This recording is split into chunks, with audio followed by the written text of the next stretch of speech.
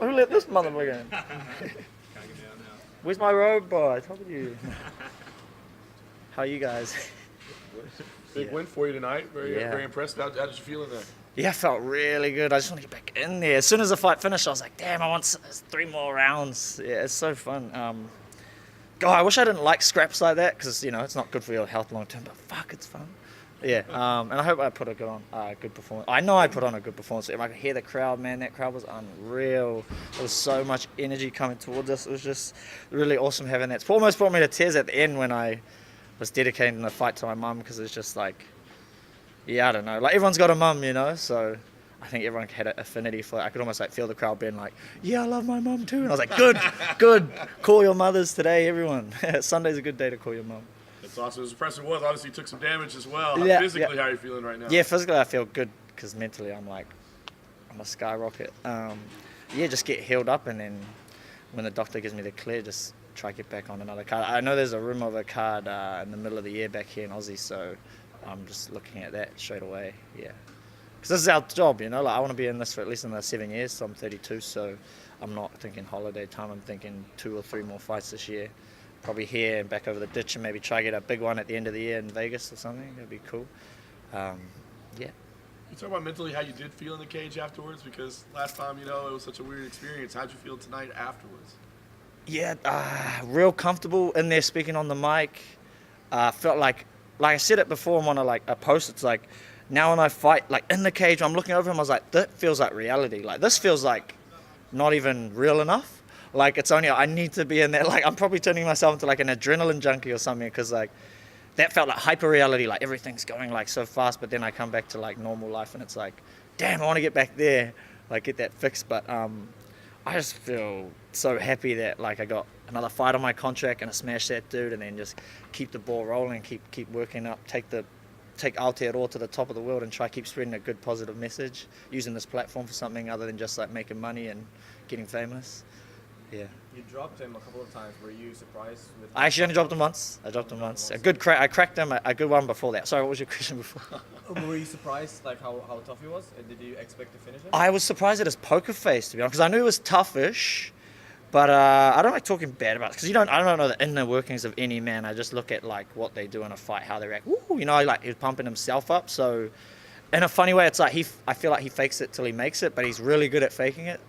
He just didn't make it. I don't know what to say, but yeah, it was like I was surprised when I cracked him a couple, and he just didn't really show that he was hurt until the very end. Obviously, when he got dropped, but yeah, he was a tough dude. Like I'm nothing but the best for him in his career. I know he'll come back strong because from watching his first fight on the Dana White Contender Series till now, like he's improved a lot, and he's a real awkward style. I forget that sometimes, like we're training at CKB, I train for a lot of like the world's best kickboxers.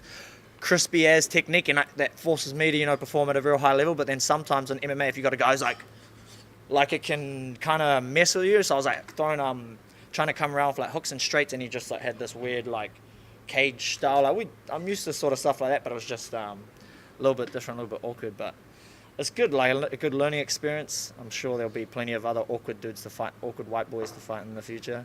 You mentioned just before wanting to do this for something other than money. Tell us a bit about that message you sent. Well, so like, hard thing of it, I'm a 25-year-old Caucasian Māori, but back home in my country, per capita, me, like a 25-year-old Māori or Māori man or woman, they're the highest, they're committing suicide the highest rate in the entire world, just based per capita. And that's messed up. One of the most beautiful countries in the world, and we've got the highest youth suicide rates. I know last year, 2 kids under 13 that killed themselves, bro. Like, that's real. That's realer than this. Fuck UFC, like any of that shit. If some little kid is killing themselves because of the circumstances that they're going through, why am I here, like, making, like, $100,000 in a fight? Like, fuck that. I'd rather give that kid a chance or give him something to be inspired by. So, when I went away after my last fight, I saw a lot of these kids where I'm from. Like, I see the environments there. And Auckland's nice where I'm from. It's, like, a nice... I've taken myself out of the ghetto or whatever, but going back there, they're all beautiful kids, and everyone likes to talk smack about where I'm from and trying to be like, oh, you got to wear a bulletproof vest to go through Maraenui. And I was like, that whole mentality is what's wrong with the world. Like, no one wants to help. They just want to be like, oh, I'll just stay up here looking at you guys, and then those are the guys that are killing themselves, and we're just like pretending like it's not happening. So I know it sounds bad to be saying it after a fight, like a big win, like we have the highest youth suicide rates. But I'm going to keep saying that till it's the opposite, till it's not true, till we have the highest rates of kids like helping each other. You know, the most courted or the strongest community as a whole. So I think because New Zealand is like, we're a bunch of warriors, we all just like enjoy fighting culture, and for someone to come out like as a fighter and be like, yo, I cry and I look after my mental health and I talk to people, I talk to men, and like we talk about emotions and stuff, to know that that's all good. Because in a lot of kids' eyes, when I went back to the hood, they were like, bro, you're like the manliest guy I can think of, because I fight in the UFC. And I'm like, gee, you can cry then, it's all good. Like if I can cry and get stronger from it, anyone can do it. You don't have to be a UFC fighter to be tough, you know? Like, yeah, I don't know. Thanks, man. At the media day, you talked a lot about you being depressed after your last fight. What did you learn from that, and what will you do different this time to not get in the same environment? So it was like, I've talked about it, like a lot of fighters will know what I'm talking about, like post-fight depression, but it's more like that is a different thing. That's like you've set a goal, and then now that goal's accomplished, now you're like, oh shit, I thought all this stuff was going to come with it, but what I realized was my drive to get to where I am, or where I was really superficial. I was going there for like money and fame. Like that was my driving force every day. I was like, bro, it'll all be worth it, G, because you have heaps of money when you win this fight or whatever. And then when I won the fight, I was like, yeah, I did get heaps of money. And yeah, people did think I was famous. But then they'd be talking to me and I'd be like, why do I feel so empty? So I went back home and reconnected with my coach, my whānau. And I'm already mentally prepared because I took 6 weeks off, bro. It was way harder than any fight camp I've ever been through. I've had like 43 fights, and that 6 weeks was the hardest because it was real shit. It wasn't like just running. It was sitting down with my mum, my uncle, my koro, you know, my immediate family, and telling them the stuff that's really close to my heart. Like, as soon as I go to say things, I'd like start breaking up because it was that the emotional connection was to it. But instead of like being like, oh no, fuck it, I'll just who cares? We'll just move on from that. I just kept digging until I put myself like to the rock bottom to find what was there, and then I found like, oh, I still love myself, and you know, all this good, and I have family that love me. So I was like, thought I was just gonna keep going down till nothing was good, and then it was like boom. So I'm like way up there now, and I've really got a clear vision into the future, and I'm still ready because I know life is like ups and downs. Everything comes in waves, so I'm ready for that down. I know what to do. Go back to my family, kōrero with my friends and loved ones. Let outsiders outside of my own body, let them tell me that they love me in case I don't love myself enough. Yeah, but ready for it.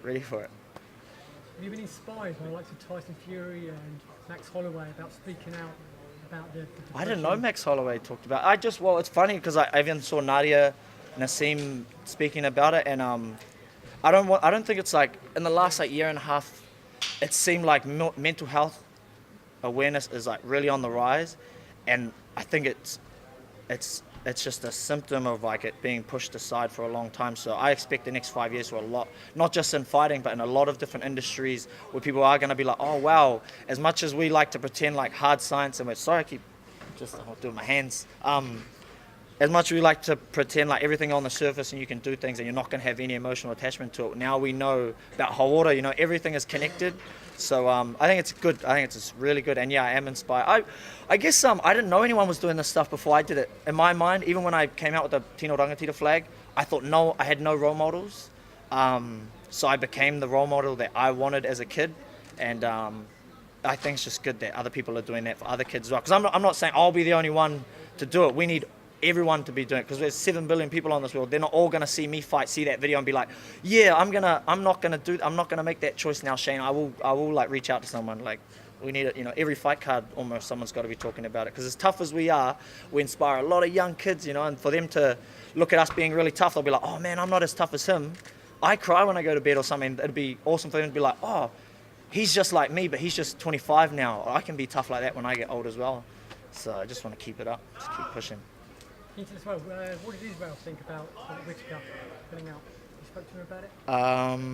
He has nothing but respect for all fighters, so he is just respectful, so he would just know. I think all he asked was like, so I'm getting the pay-per-view points, right? I was like, hell yeah, homie. Oh, I didn't pump him up on the fight. Damn. Sorry, Mum got all the credit this time.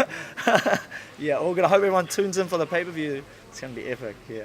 Shane, given what you went through the past 6 months. Woo! Shane, my man! Yeah, boy!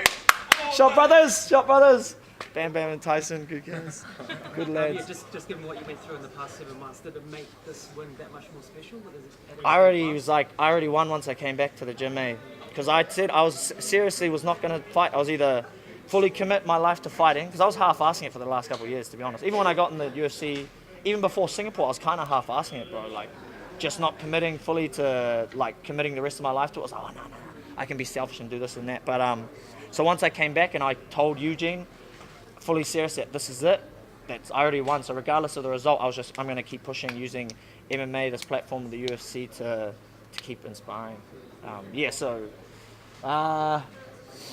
guess the big thing was, like, dedicating it to my mum, bro. That was, like, huge, because I reconnected heaps with my mum while I was in that time, because I just had a single mum growing up. And anyone that's had a single parent growing up, and a young parent, she was only 21 when she had me, 16 when she had my brother, but he passed away. It was real hard on her, and I went through a lot of messed up. It wasn't even messed up, but I thought it was at the time. But then I was like, bro, she was only 26 when that happened. You're 25. Imagine having a little child crying, being like, Mom, why can't I get this and this and that? And she had to, like, deal with that. So, like, I have so much more respect for my mom now, so much more love for her. So I guess that was, like, a big thing. When I remember out the back, I was like, just remember, because I didn't have any speech prepared. I was like, just remember, you got to dedicate it to your mom. And I was like, like taking a mimi, and I was like, shut up, okay, just win that fight. All I thought was, like, if there's any ever point where I was like, you kind of have to dig, like, you can either stay here or you can move. It was like, think about, like, you have to have that post-fight speech. So there was one time where I was like, kind of like, at the end of the third round, there was 2 minutes left, and I was like, man, I'm a little bit freaked. And I was like, I just went away straight away, because, like, you're winning this fight. So I just went in 2-3-2, and that was it. It was only that one moment where I was like, fucking a little bit tired, but mama had me. And what are you looking for your next fight? You got your eye on anyone in particular? I know there's a card happening here in Aussie in June or July. I know more details, I'm just not allowed to say, but I'll be back in June or July. I got my birthday in July, so I'll definitely have another UFC fight before I turn 26. Damn, 4 before I turn 20. I thought I was only going to be in the UFC at 26. That was always my goal. And I've always hit goals like a year, 2 years before they happen. So 2022 is when I said I'll have a world title fight. So just stay tuned. Thank you. I mean, that's a fantastic mustache, by the way, bro. Sweet. Thanks, guys. Appreciate you guys.